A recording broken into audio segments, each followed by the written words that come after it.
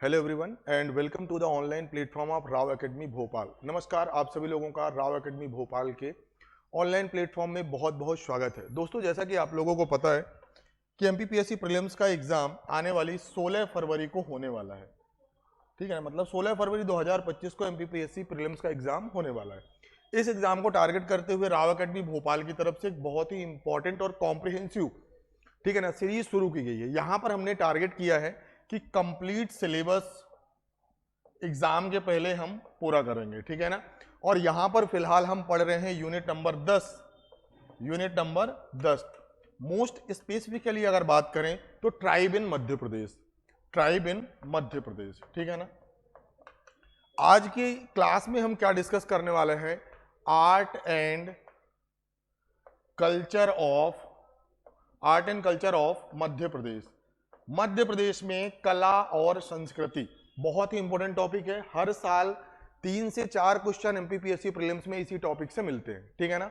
तो चलिए फिर क्लास को शुरू करते हैं बिना विलंब किए हुए। सबसे पहले क्लास को शुरू करें इसके पहले एक इंपॉर्टेंट नोटिफिकेशन है।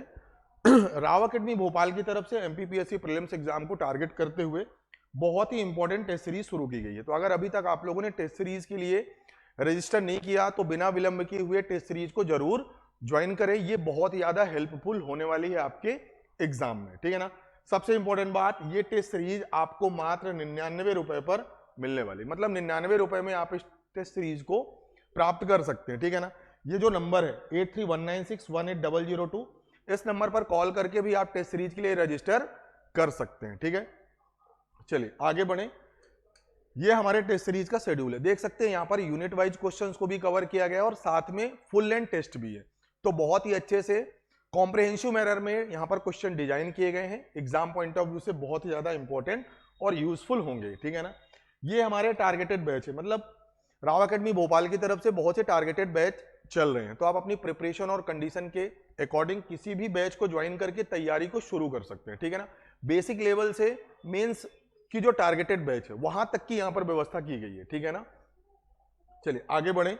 सबसे इंपॉर्टेंट नोटिफिकेशन जो आपको दिमाग में रखना है कि राव एकेडमी भोपाल की तरफ से, ठीक है ना, जो हमारा ऑनलाइन एप्लीकेशन है वो गूगल प्ले स्टोर पर आ चुका है। तो अगर अभी तक आपने इस एप्लीकेशन को डाउनलोड नहीं किया तो या तो इस बार कोड का उपयोग करके या तो सिंपली गूगल प्ले स्टोर पर राव एकेडमी टाइप करके इस एप्लीकेशन को डाउनलोड कर सकते हैं, ठीक है ना।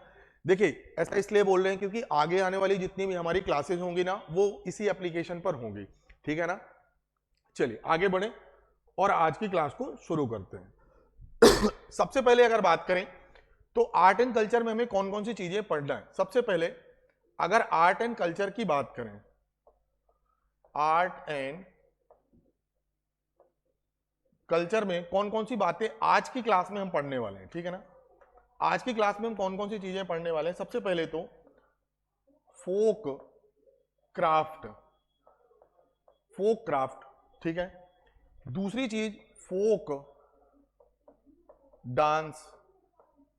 तीसरी इंपॉर्टेंट चीज फोक सॉन्ग। बहुत ज्यादा बड़ी क्लास नहीं होने वाली है, छोटी सी क्लास है। क्लास को पूरा देखेंगे और कोशिश करेंगे ना क्लास में साथ में लिखने की, वो ज्यादा आपके लिए यूजफुल होगा, ठीक है ना। फोक सॉन्ग और फोक पेंटिंग। तो आज की क्लास में हम ये 4 चीजें कवर करने वाले हैं। मध्य प्रदेश में लोक नृत्य, मध्य प्रदेश में लोक कला, मध्य प्रदेश में लोक चित्रकारी और मध्य प्रदेश के लोक गीत। बातें क्लियर है क्या सभी को? ये 4 चीजें आज की क्लास में हम कवर करने वाले हैं, ठीक है। चलिए फिर आज की क्लास को शुरू करते हैं बिना विलंब के। अगर बात पूछा जाए कि हमें पढ़ना किस तरीके से है, हमें आज की क्लास में किस तरीके से पढ़ना है, तो बहुत ही सिस्टमैटिक तरीके से हम पढ़ेंगे। सबसे पहले लिखेंगे कि जो मध्य प्रदेश है, मध्य प्रदेश को कला और संस्कृति के आधार पर कितने पार्ट्स में हमने डिवाइड किया? 4। ये चीज दिमाग में क्यों? क्योंकि आखिर हम मध्य प्रदेश की कला और संस्कृति को अच्छे से समझ पाएं, पढ़ पाएं, उसके लिए हमने मध्य प्रदेश को कितने पार्ट में डिवाइड किया है? कला और संस्कृति के आधार पर 4। कौन कौन से हैं अपनी समझ के लिए? एक तो लिखेंगे मालवा, दूसरा लिखेंगे नेमार, तीसरा लिखेंगे बुंदेलखंड और चौथा लिखेंगे बघेलखंड। क्या बातें क्लियर है? मतलब हमारे पढ़ने का जो तरीका होगा ना, जैसे हमने पढ़ा, मान के चलिए हम पढ़ेंगे लोक नृत्य, तो जो भी फोक डांस होंगे ना, सबसे पहले हम देखेंगे मालवा में, फिर नेमार में, फिर बुंदेलखंड, फिर बघेलखंड। तो इस तरीके से हम डिवीजन करके पढ़ेंगे, ठीक है ना, ताकि चीजों को समझने में आसानी हो सके। क्या बातें क्लियर है? दूसरी इंपॉर्टेंट चीज कि हमने पिछली जो हमारी जो क्लासेज हैं वहां पर हमने जो भी हमारे ट्राइब्स हैं, लाइक भील है, गोंड है, कोरकू है, बैगा है, ठीक है, भारिया है, सहारिया है, हम ट्राइब्स के जो आर्ट एंड कल्चर हैं, आर्ट एंड कल्चर है वो ऑलरेडी कवर कर चुके हैं। आर्ट एंड कल्चर ऑलरेडी हम कवर कर चुके हैं कि कौन सा नृत्य है, कौन सी जनजाति के द्वारा किया जाता है, कौन सा उत्सव है, कौन सी पेंटिंग है, ठीक है ना। तो वो सब चीजें हम ऑलरेडी कवर कर चुके हैं। अगर आपने अभी तक जो हमारी प्रीवियस क्लासेज है उनको नहीं देखे तो सबसे पहले यूट्यूब चैनल में जो हमारा राव एकेडमी भोपाल है वहां पर प्लेलिस्ट में जाएंगे ना, तो प्रीवियस जो वीडियोज हैं ट्राइब से रिलेटेड, ठीक है ना, तो वहां पर tribal art and culture particular हर एक ट्राइब के साथ हमने वहां पर डिटेल में डिस्कस किया हुआ है, डिटेल में पढ़ा हुआ है, ठीक है ना। तो आज हम केवल मध्य प्रदेश की कला और संस्कृति के बारे में पढ़ेंगे, ठीक है ना।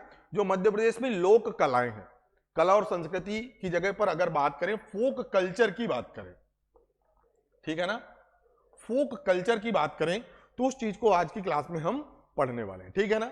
तो मध्य प्रदेश को कला और संस्कृति के आधार पर हमने 4 पार्ट में विभाजित किया है अपनी अंडरस्टैंडिंग के लिए। कौन कौन से हैं? मालवा है, निमार है, बुंदेलखंड, बघेलखंड। मालवा मतलब जो मालवा का पठार है, निमार का मतलब खंडवा, खरगोन और बड़वानी जिले, ये 3 जिले आते हैं। अगर बात करेंगे बुंदेलखंड, बुंदेलखंड बहुत बड़ा है। बघेलखंड जो मध्य प्रदेश का पूर्वी हिस्सा है उसे हम बोलते हैं बघेलखंड, ठीक है ना। तो आइए एक एक करके चीजों को समझेंगे। अगर मैप की बात करें तो मैप से भी मैं आपको बता दूं,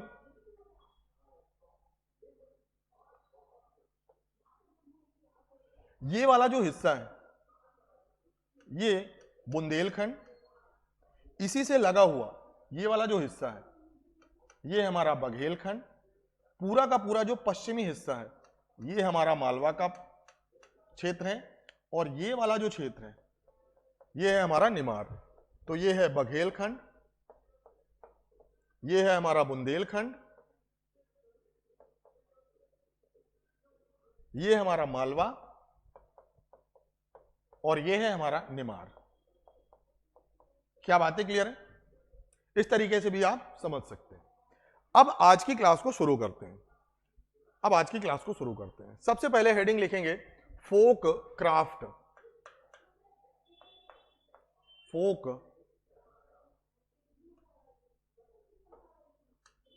क्राफ्ट, फोक क्राफ्ट,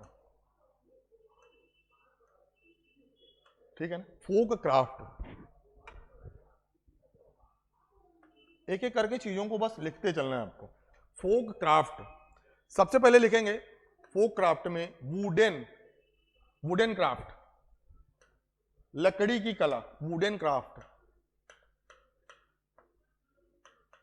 आपको क्या चीजें याद रखना है कि कौन कौन से जिले की फोक क्राफ्ट है जो फेमस है और किस लिए फेमस है, ये 2 चीजें आपके दिमाग में होना चाहिए। तो वुडन क्राफ्ट आप लोग लिखेंगे कौन कौन से जिले हैं? मंडला, बैतूल, होशंगाबाद, धार, झाबुआ और अलीराजपुर। ये वो जिले हैं जहां की लकड़ी की कला बहुत फेमस है, wooden craft.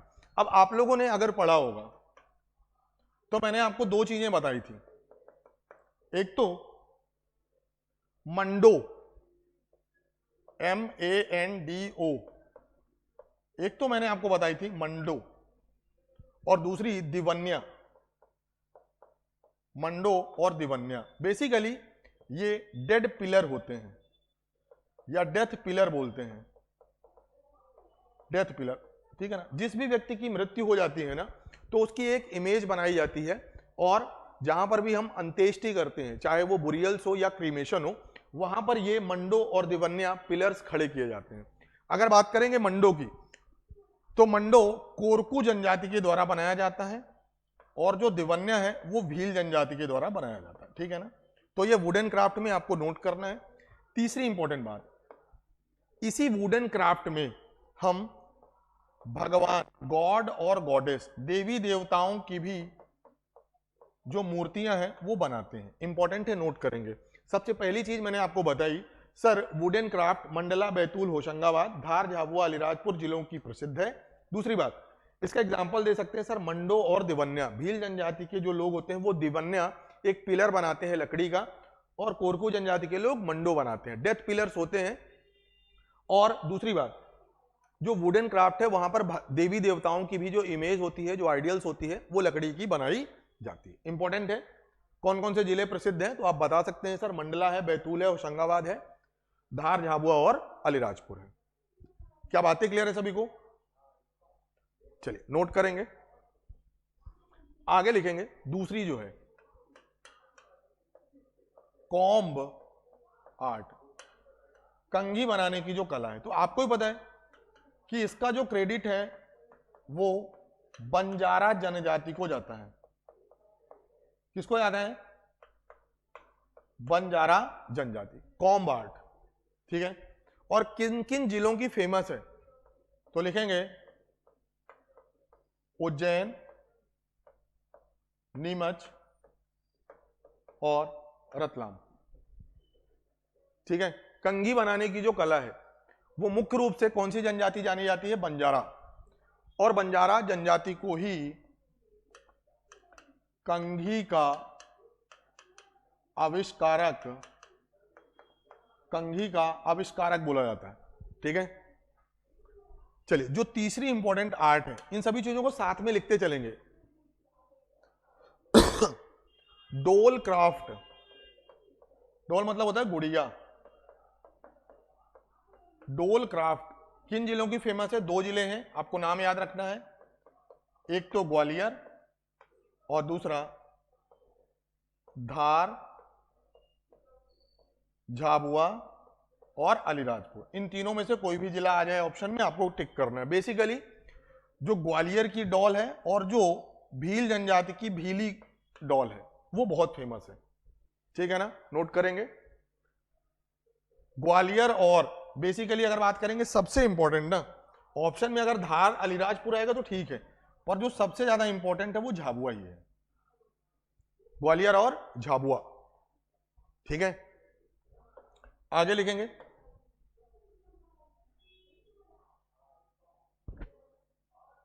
Metal craft, metal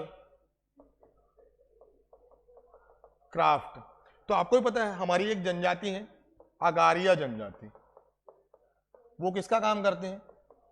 लोहे का काम करती है, ठीक है, जिनके प्रमुख देवता लोहासुर हैं। दूसरा, कौन कौन से जिले हैं? बालाघाट, टीकमगढ़,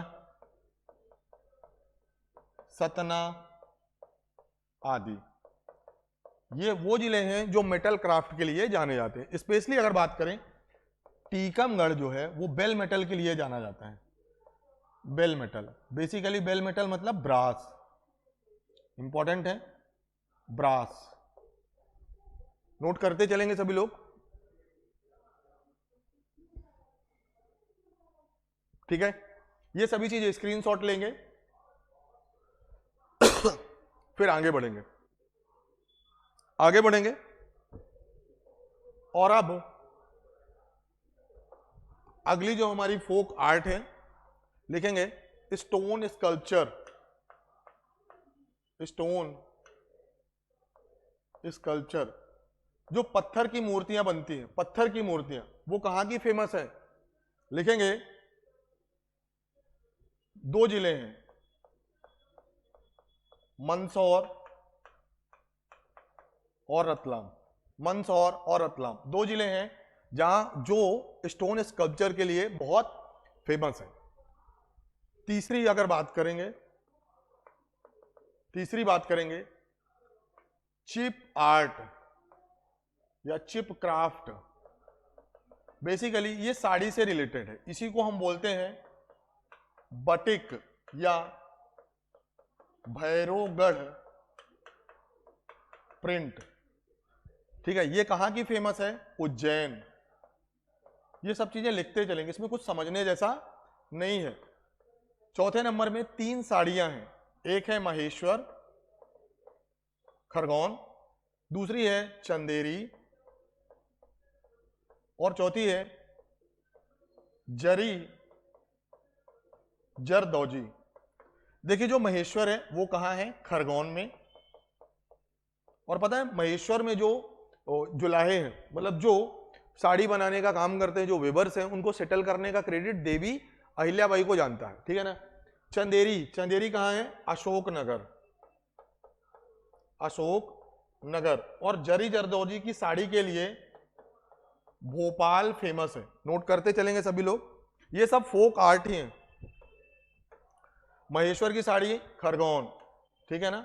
चंदेरी अशोकनगर, चंदेरी की साड़ी आपको भी पता है कि चंदेरी की साड़ी है, ठीक है ना। महेश्वर की साड़ी है। हाँ, एक और इंपॉर्टेंट जो आपको याद रखना है, बाघ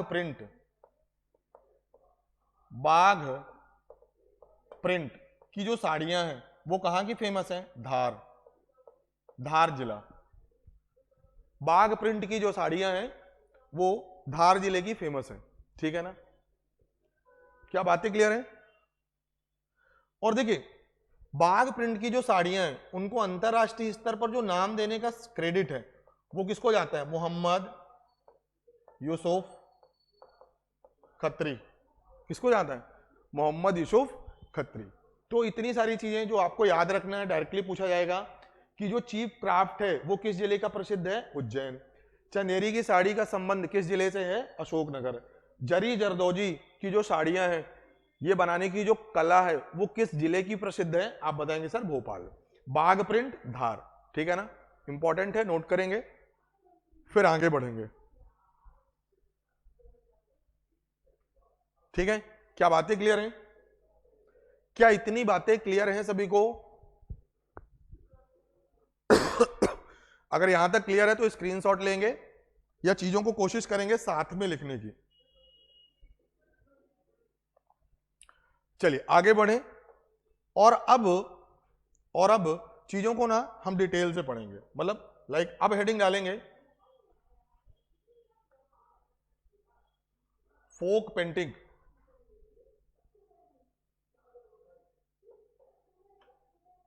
अब लिखेंगे फोक पेंटिंग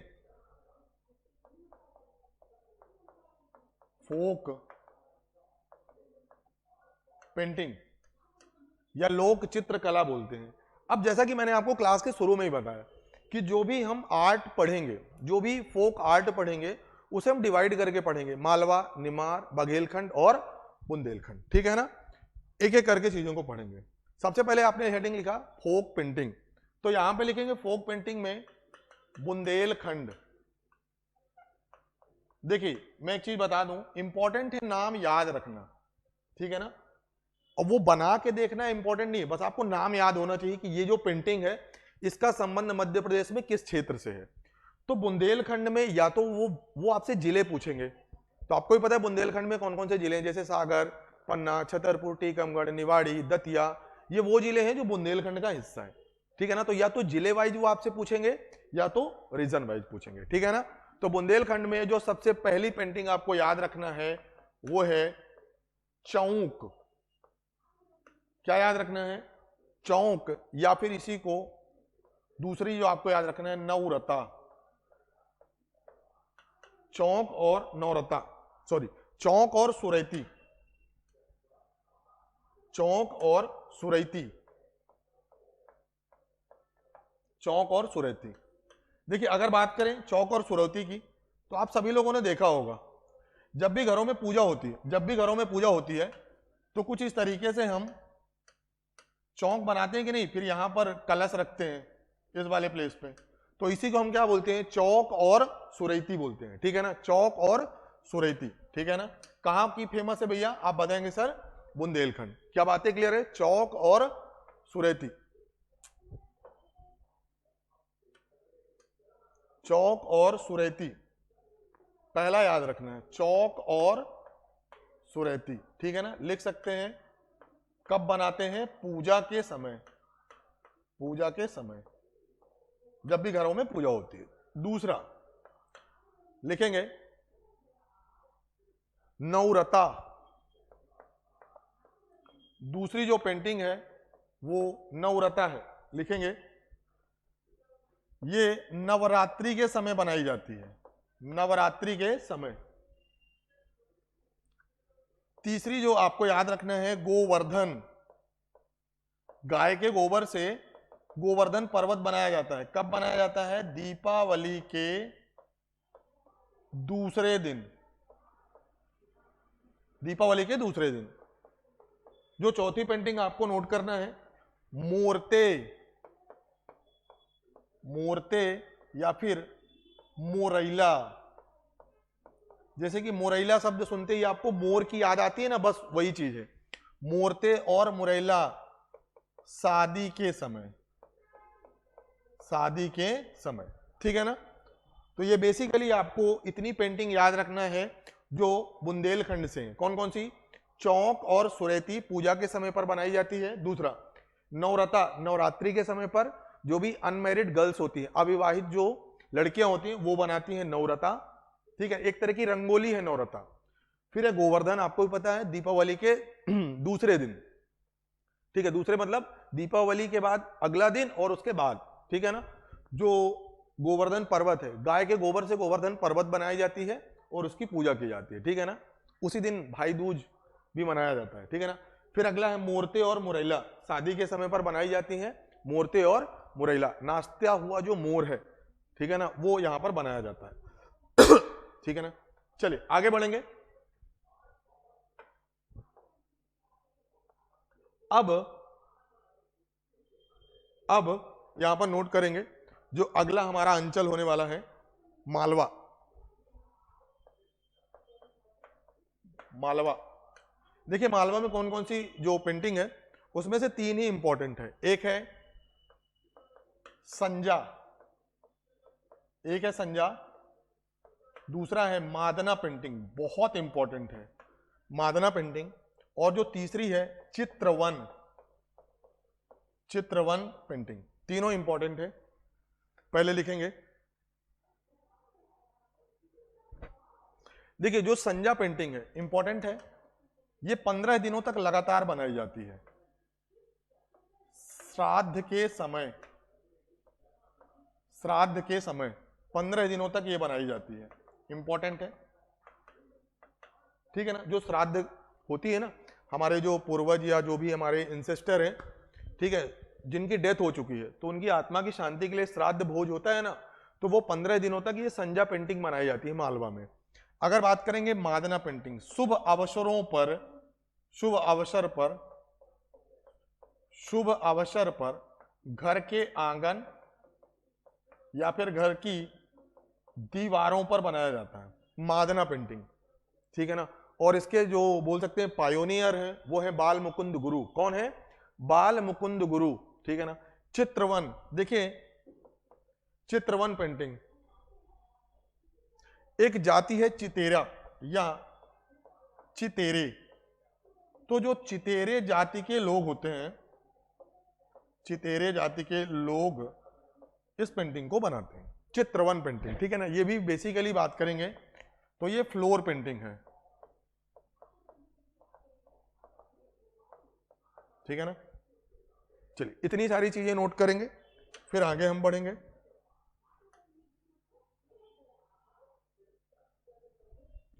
कौन कौन सी चीजें हमने देख लिया, बुंदेलखंड, मालवा। अब लिखेंगे मालवा। अब हमारा कौन सा बचा, निमार,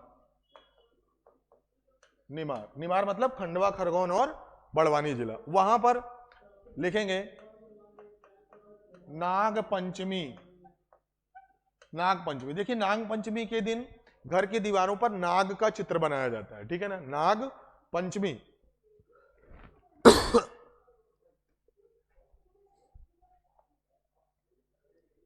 फिर लिखेंगे जिरोती। अगर आपको याद हो मैंने आपको जिरोती उत्सव भी पढ़ाया था। जिरोती, जिरोती पेंटिंग का भी नाम है। फिर लिखेंगे पगलिया। पगलिया पेंटिंग ये हमेशा बच्चे के जन्म के समय पर बनाई जाती है। और इंपॉर्टेंट है इरत। इरत पेंटिंग, इरत पेंटिंग शादी के समय पर बनती है, शादी के समय पर। ये सभी चीजें नोट करना है। देखिए एग्जाम में ना प्रीलिम्स में अगर बात करेंगे तो वो डायरेक्टली ये चीज पूछेंगे, नवरता किस क्षेत्र की लोक चित्रकला है? आप बताएंगे सर बुंदेलखंड। मादना पेंटिंग का संबंध मध्य प्रदेश में किस क्षेत्र से है? मालवा से है, ठीक है ना। इरत पेंटिंग का संबंध किस क्षेत्र से है? निमार से। इतना ज्यादा डिटेल से आपको मतलब इतना ही पता होना चाहिए कि कब होता है, ज्यादा से ज्यादा वो ये पूछ सकते हैं, ठीक है ना।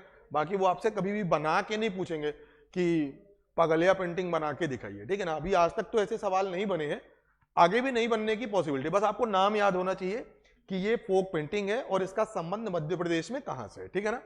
चलिए शुरू करेंगे, आगे बढ़े।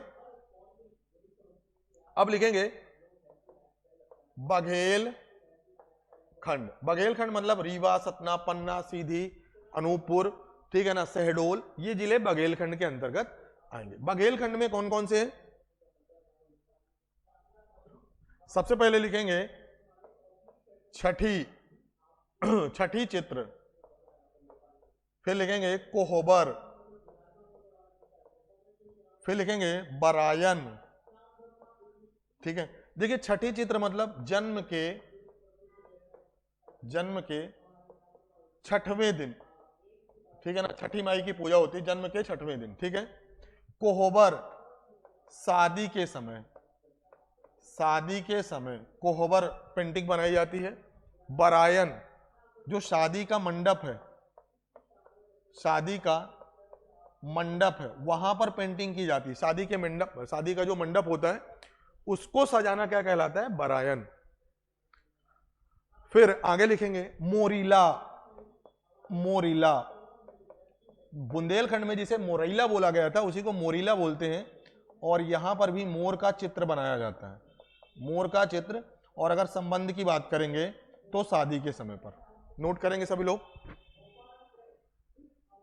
देखिए तो यहां पर हमने एक ही स्लाइड में फोक पेंटिंग पढ़ने की कोशिश किया कि मध्य प्रदेश में कहां कहां पर लोक चित्रकला है। सबसे पहले चौक और सुरेती, नवरता, गोवर्धन और मूर्ति, ये कहां की हैं?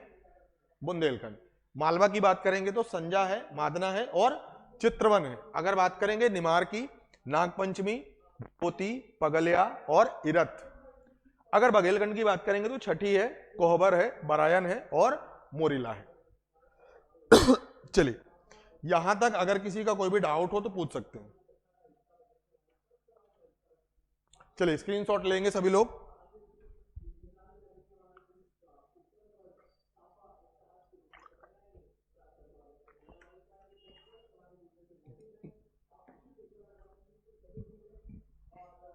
चलिए आगे बढ़ें। अब हेडिंग लिखेंगे आप सभी लोग, फोक सॉन्ग। फोक सॉन्ग या फिर इसी को बोलते हैं लोक गीत। फोक सॉन्ग या लोक गीत इसी तरीके से हम पढ़ने की कोशिश करेंगे। सबसे पहले मालवा, निमाड़, बुंदेलखंड, बघेलखंड, इस तरीके से हम डिवाइड करके पढ़ेंगे तो चीजों को समझने में आसानी होगी, ठीक है ना। फोक सॉन्ग या लोक गीत। चलिए सबसे पहले हेडिंग लिखेंगे निमाड़। सबसे पहले हेडिंग लिखेंगे निमाड़। तो देखिए निमाड़ में जो फोक सॉन्ग है वो सबसे पहले लिखेंगे कलगी, कलगी तुर्रा। बेसिकली जो कलगी तुर्रा है वो भगवान शिव और माता पार्वती के लिए है और ये एमपीपीएससी एग्जाम में पूछा भी गया है, कलगी तुर्रा। दूसरा लिखेंगे फाग। आपको भी पता है जो फाग है वो होली के समय पर गाई जाती है, ठीक है ना, फाग। और ये जो फाग लोकगीत है ना, बुंदेलखंड में भी देखने को मिलेगा, निमाड़ में भी मिलेगा और बघेलखंड में भी मिलेगा, ठीक है ना, फाग। फिर लिखेंगे गरबा, गरबी, या इसी को बोलते हैं गवालन, गरबा, गरबी, गवालन। आगे लिखेंगे, अब गरबा, गरबी, गवालन मतलब जो नवरात्रि के समय पर गरबा नृत्य होता है ना, उसी में ये गाना गाया जाता है, गरबा, गरबी, गवालन। आगे लिखेंगे मसनिया, या इसी को बोलते हैं काया खोज, सबसे इंपॉर्टेंट है मसनिया या काया खोज। क्यों? क्योंकि ये मरने पर गाया जाता है, डेथ सॉन्ग है, शोक भरा गीत है, ठीक है ना, मसनिया या काया खोज। कहां पर? निमार। फिर लिखेंगे नाथपंथी, नाथपंथी, नाथपंथी मतलब जो निर्गुण भक्ति धारा के गीत हैं, निर्गुण गीत, यहां पर किसी भी भगवान का नाम नहीं लिया जाता, ठीक है ना, जैसे कबीर के दोहे हैं, कबीर के जो गीत हैं वो नाथपंथी है। आगे लिखेंगे संत सिंगाजी भजन, ये वहां के लोकगीत हैं, संत सिंगाजी भजन, ठीक है ना। तो कौन कौन से हैं? निमाड़ क्षेत्र के जो लोकगीत हैं, कलगी तुर्रा, फाग, गरबा, गरबी, गवालन, मसनिया या काया खोज, नाथपंथी और संत सिंगाजी भजन, जो आपको दिमाग में याद रखना है, ठीक है ना। अब अगर बात करेंगे जो नेक्स्ट है,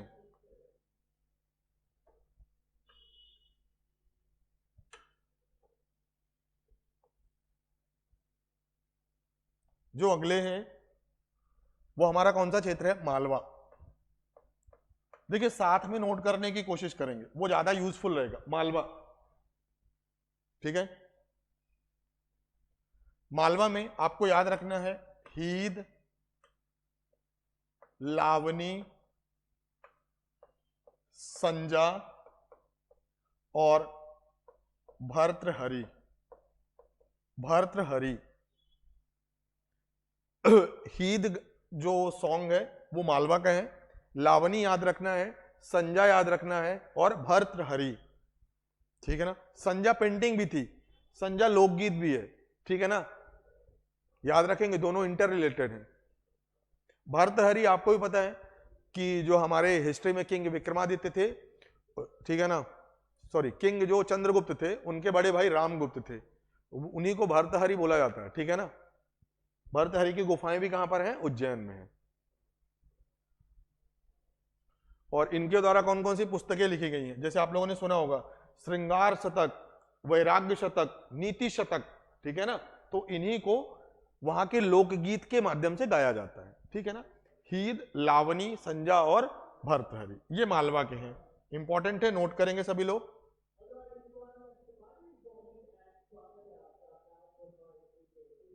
चलिए आगे बढ़े, और जो नेक्स्ट हमारा अंचल है वो है बघेलखंड, बघेलखंड, बघेलखंड।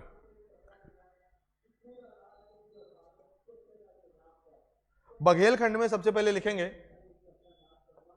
बिरहा,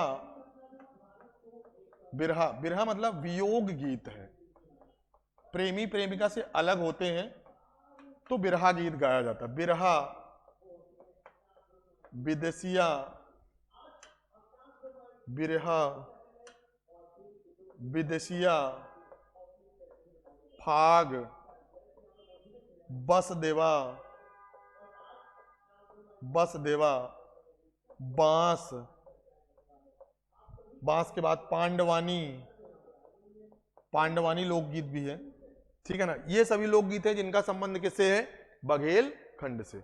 बिरहा, विदेसिया, फाग, बसदेवा, पांडवानी, बांस, ठीक है। और सबसे इंपॉर्टेंट घोटुल पटा, घोटुल पटा। देखिए घोटुल पटा से मिलता जुलता है खेहुल पटा, वो गोंड जनजाति का एक्सक्लूसिव, ठीक है ना, खेहुल पटा। ये है घोटुल पटा, मुंडा जनजाति के लोग मनाते हैं घोटुल पटा। और ये मृत्यु गीत है, मृत्यु गीत। जिस तरीके से मसनिया और काया खोज है, उसी तरीके से घोटुल पटा है, बघेलखंड का है और अगर खेहुल पटा आपसे पूछेगा, बार बार बोल रहा हूं कंफ्यूज नहीं होंगे, अगर खेहुल पटा की बात बोली गई तो ये गोंड जनजाति, घोटुल पटा मुंडा जनजाति। ठीक है, चलिए अब अगर बात करें बुंदेलखंड की, अब अगर बात करेंगे बुंदेलखंड की, बुंदेलखंड में लिखेंगे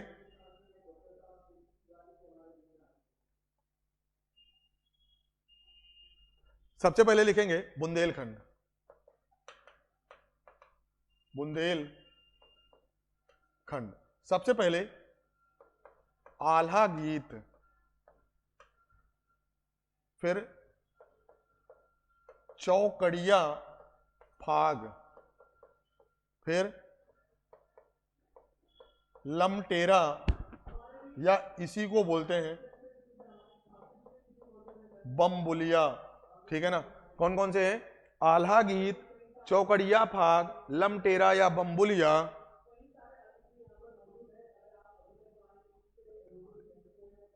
फिर लिखेंगे बरईता, फिर लिखेंगे देवारी दीपावली के टाइम में, फिर लिखेंगे जगदेव का फुहारा, जगदेव का फुहारा, और हरदौल की मनौती, हरदौल की मनौती। तो ये लोकगीत यहां पर कंप्लीट होते हैं, देख सकते हैं। ठीक है ना, कौन कौन से हैं? सबसे पहले निमार है, मालवा है, बघेलखंड है और बुंदेलखंड है। कहीं पर कोई डाउट हो तो पूछ सकते हो। वैसे मैं आपको बता दूं, केवल और केवल आपको इनका नाम याद होना चाहिए। ठीक है ना, इस लोकगीत का संबंध किस क्षेत्र से, इससे ज्यादा एग्जाम में कभी नहीं पूछता। ठीक है ना,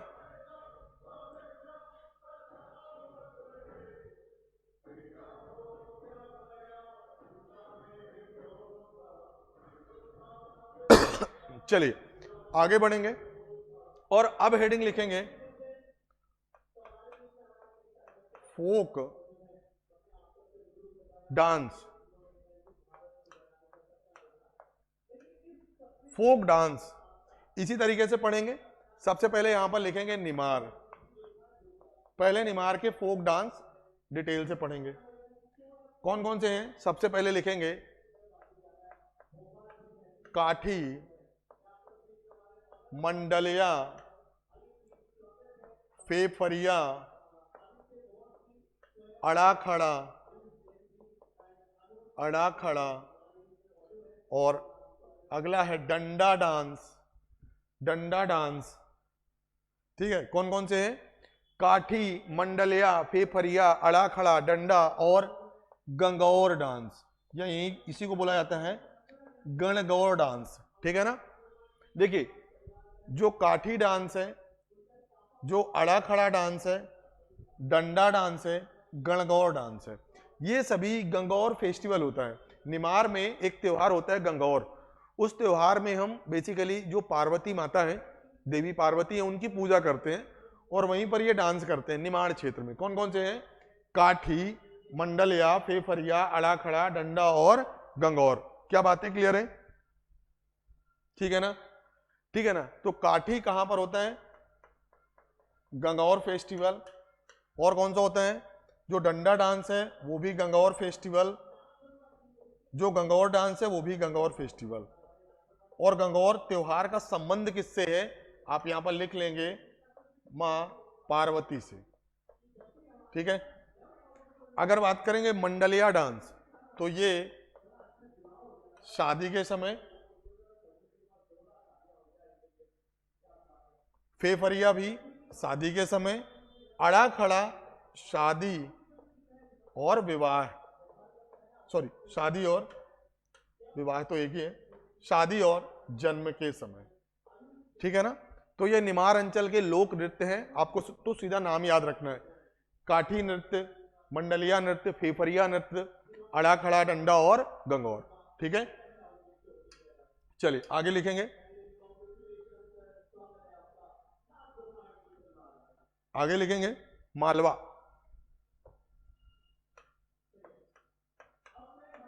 मालवा, देखिए मालवा में कौन कौन से प्रमुख नृत्य हैं? तो एक तो याद रखना है मटकी नृत्य, दूसरा अड़ा खड़ा राजवाड़ी। देखिए अगर केवल और केवल अड़ा खड़ा पूछ रहा है कि अड़ा खड़ा नृत्य कहाँ का है, तो आप बताएंगे सर निमार। लेकिन अगर अड़ा खड़ा राजवाड़ी पूछ रहा है तो आपको बताना है सर मालवा। ठीक है, फिर आगे लिखेंगे, इतनी चीजें नोट करेंगे, फिर लिखेंगे अड़ा खड़ा राजवाड़ी, आगे लिखेंगे गैर, आप लोगों ने सुना होगा गैर, फिर लिखेंगे कहरवा, कहरवा। ठीक है, चलिए तो देखिए जो मटकी है और अड़ा खड़ा राजवाड़ी है, ये शुभ अवसर पर, शुभ अवसर मतलब जैसे शादी है या बच्चे का जन्म हुआ है, उस समय पर मालवा क्षेत्र में किया जाता है।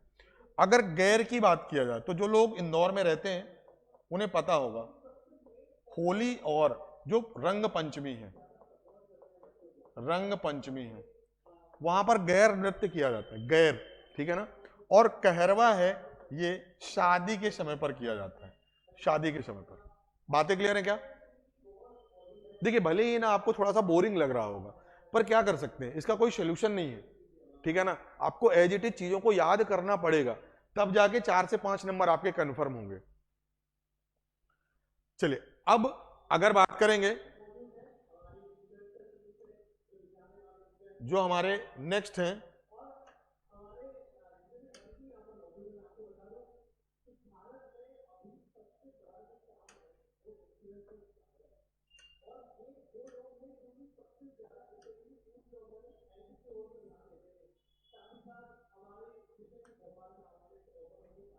चलिए अब अगले जो हमारे क्षेत्र है फोक डांस का, वो है बघेलखंड।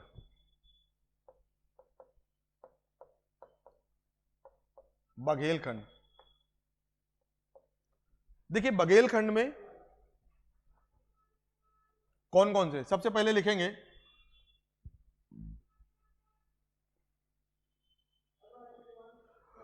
राई,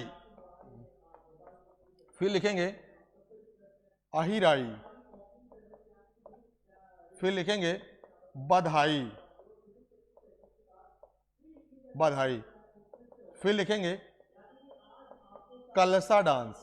देखिए कलसा डांस तो आप लोगों ने देखा भी होगा कि शादी के समय पर जब लड़के वाले बारात लेके जाते हैं तो लेडीजें अपने सर पर कलश लेके रखती हैं, तो शादी के समय पर कलसा डांस। ठीक है ना, कलसा डांस। और कौन कौन से होते हैं बघेलखंड में?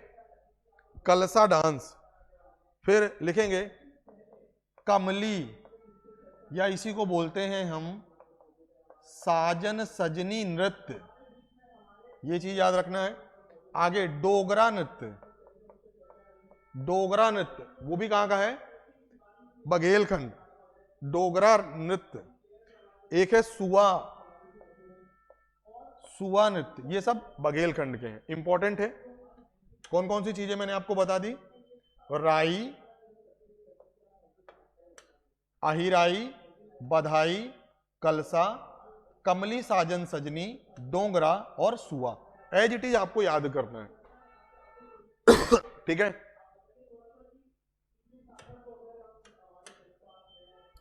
चलिए ये सभी चीजें साथ में नोट करते चलेंगे। एक ही स्लाइड में रखने का उद्देश्य ये है ना कि अगर आप स्क्रीनशॉट लेते हैं तो आसानी रहे पढ़ने समझने में। ठीक है ना, चलिए अब आगे लिखेंगे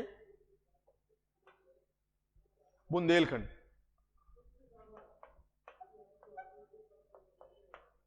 बुंदेलखंड, ठीक है ना। चलिए बुंदेलखंड में लिखेंगे, बुंदेलखंड में राई, बधाई, कन्नड़ाई, थिमराई, राई, बधाई, कन्नड़ाई, थिमरियाई,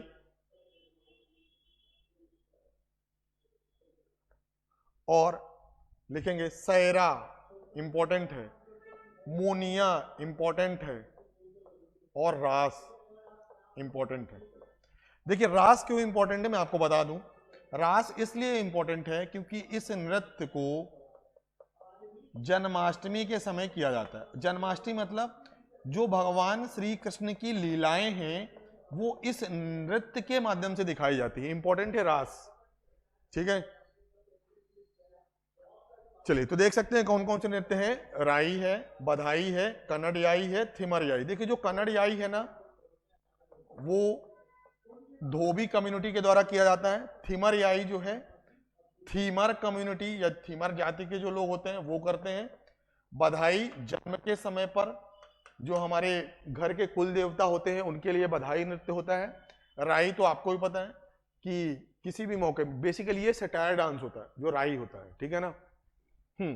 बुंदेलखंड और बघेलखंड की जो राई में डिफरेंस है वो क्या है, किसी को पता है क्या? ढोलक और मृदंग का।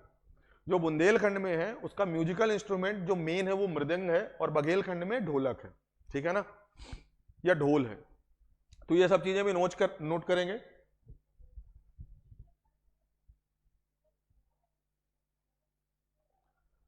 चलिए एक बार फिर से चीजों को देखने की कोशिश करेंगे, कहां कहां कितनी चीजें हमने कर ली। सबसे पहले हमने देखा यहां पर देख सकते हैं वुडन क्राफ्ट। वुडन क्राफ्ट में आपको दो चीजें याद रखना है कि आखिर ये किस जिले से संबंधित है और इसमें क्या हम करते हैं। बेसिकली लकड़ी की एक मूर्ति बनाई जाती है, ठीक है ना। जिलों की बात करेंगे तो मंडला, बैतूल, होशंगाबाद, धार, झाबुआ, अलीराजपुर। उसी तरीके से कॉम्ब आर्ट है।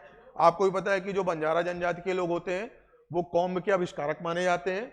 अगर बात करेंगे डॉल या गुड़िया तो ग्वालियर और जो भील क्षेत्र है जहां पे भील जनजाति के लोग रहते हैं, मुख्यली मेनली अगर बात करेंगे मुख्य रूप से तो भी झाबुआ, अलीराजपुर और धार। मेटल क्राफ्ट की बात करें तो अगारिया जनजाति के लोग लोहे के आविष्कारक ही माने जाते हैं। और अगर जिले की बात करेंगे तो बालाघाट, टीकमगढ़ और सतना, जिसमें से टीकमगढ़ बेल मेटल के लिए जाना जाता है, ब्रास के लिए, ठीक है। फिर हमने देखा क्या, स्टोन स्कल्पचर, पत्थर की जो मूर्तियां हैं वो मंदसौर और रतलाम की फेमस है। चीफ क्राफ्ट की बात करें तो बटिक प्रिंट बोलते हैं, भैरवगढ़ प्रिंट बोलते हैं, इसी को हम क्या बोलते हैं, भैरवगढ़ प्रिंट, उज्जैन की प्रसिद्ध है। साड़ियों की बात करेंगे तो 4 तरीके की साड़ी आपको याद रखना है, महेश्वर, चंदेरी, जरी जरदोजी और बाघ। महेश्वर मतलब खरगोन, चंदेरी मतलब अशोकनगर। जरी जरदोजी इंपॉर्टेंट है, basically this is relates to the Persian art, ठीक है ना। जो पर्शियन आर्ट एंड क्राफ्ट है उसी का एक उदाहरण है जरी जरदोजी और भोपाल की फेमस है, ठीक है ना।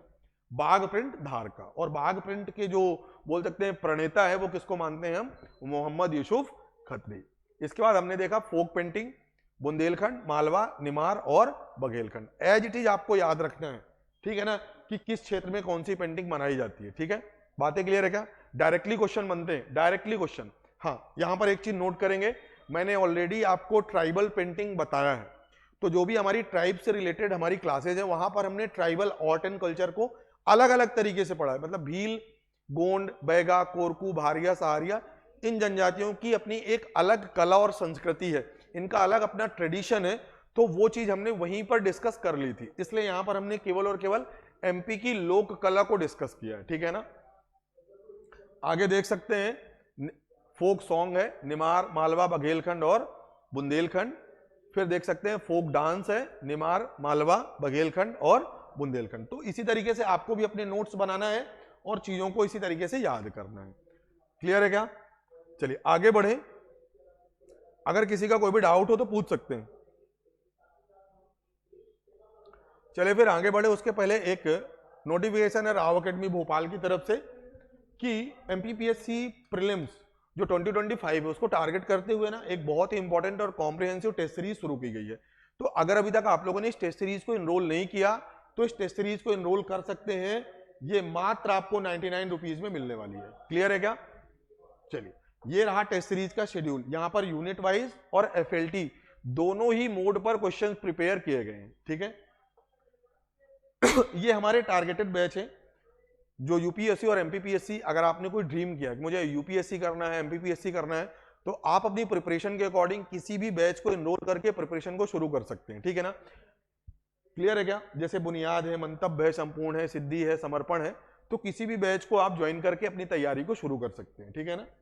हाँ, सबसे इंपॉर्टेंट नोटिफिकेशन ये है कि राव अकेडमी भोपाल का जो ऑनलाइन एप्लीकेशन है वो गूगल प्ले स्टोर पर आ चुका है। तो अगर अभी तक आपने इस एप्लीकेशन को डाउनलोड नहीं किया तो क्लास खत्म होने के बाद इस एप्लीकेशन को आज ही डाउनलोड करना है। डाउनलोड करने के लिए या तो बारकोड स्कैन कर सकते हैं या फिर गूगल प्ले स्टोर पर आप राव अकेडमी टाइप करेंगे और इस एप्लीकेशन को डाउनलोड करेंगे, ठीक है ना। चलिए, ये हमारे सोशल मीडिया प्लेटफॉर्म है, लाइक फेसबुक है, यूट्यूब है और टेलीग्राम है। यहां पर भी जुड़ करके आप राव अकेडमी से रिलेटेड जितनी भी नोटिफिकेशन है वो प्राप्त कर सकते हैं, चाहे वो लाइव क्लासेस की नोटिफिकेशन हो, करंट इश्यूज का कोई डिस्कशन हो, डेली करंट अफेयर हो, डेली जो हमारे क्विजेज होते हैं, वो सब चीजें भी आपको कहां पर मिलेंगी, टेलीग्राम। सबसे बड़ा कि ये जो क्लास अभी हमने यहां पर पढ़ी, अब इसके नोट्स अगर आपको चाहिए तो ये नोट्स आपको कहां पर मिलेंगे, राव अकेडमी के टेलीग्राम चैनल पर। तो चलिए फिर आज का ये जो सेशन था art and culture related to the Madhya Pradesh, या बेसिकली बात करेंगे folk culture related to the Madhya Pradesh, वो यहीं पर समाप्त होती है। तो आज की क्लास को यहीं पर समाप्त करते हैं। आई होप आप लोगों को आज का सेशन अच्छा लगा होगा। तो सेशन को लाइक करना है, चैनल को सब्सक्राइब करना है और सबसे इंपॉर्टेंट दोस्तों के साथ ज्यादा से ज्यादा शेयर करना है। So thank you class and wish you all the best.